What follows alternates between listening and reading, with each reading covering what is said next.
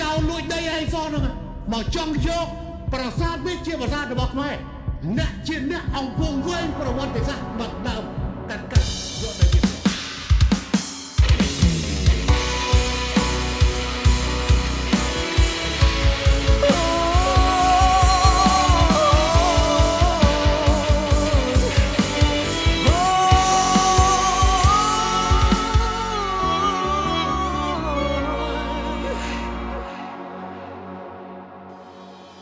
ជាតិចៅ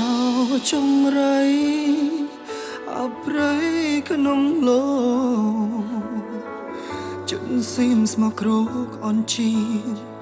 ដេរឆាចូលមកបំផ្លាញប្រាសាទបុរាណខ្មែរទាំងប៉ុន្មានឲ្យខ្ទេញខ្ទីអងបានឃើញរូបភាពបែងដងអូលអាំងប្រងប្រាគ្រប់ឆ្នាំបាក់គ្មានចំណងខ្មែរគ្រប់តំបន់មហាស្រណងតែមួយផ្លែសបាបាយគ្មានសល់ប្រាសាទច្រើនណាស់នៅតាមព្រំដែនអរោណានគិតនៅអ្វីលែងយល់ចៅសៀមព្រៃផ្សៃផ្ដោក្ដីអំពលច្បាំងក៏វាលែងខ្វល់សល់តែគុំនិតព្រៃ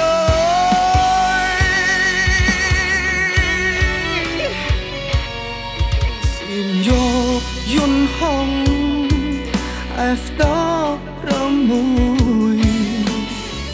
សូមដល់បពួយលឿន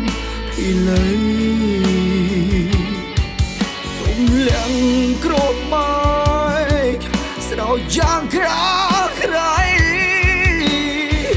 ប្រល័យស្នាដៃដូនតាខ្មែរប្រាសាទច្រើនណាស់នៅតាមព្រំដែនអរោណានគិតនួយលែងយល់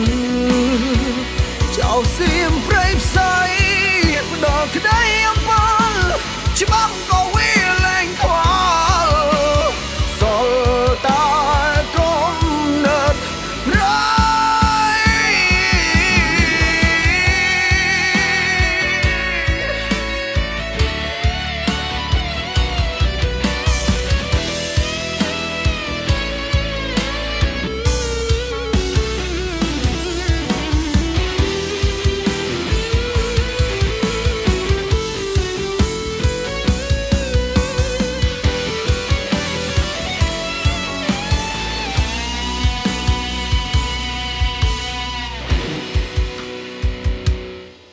ជាតិខ្មែរឈឺចាំ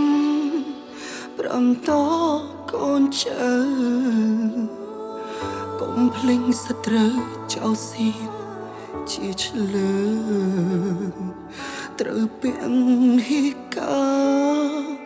កុំកាន់ជើស្រឡាញ់ខ្មែរយើងត្រូវខ្លាំងគ្រប់យ៉ាងស្រឡាញ់ខ្មែរយើងត្រូវខ្លាំង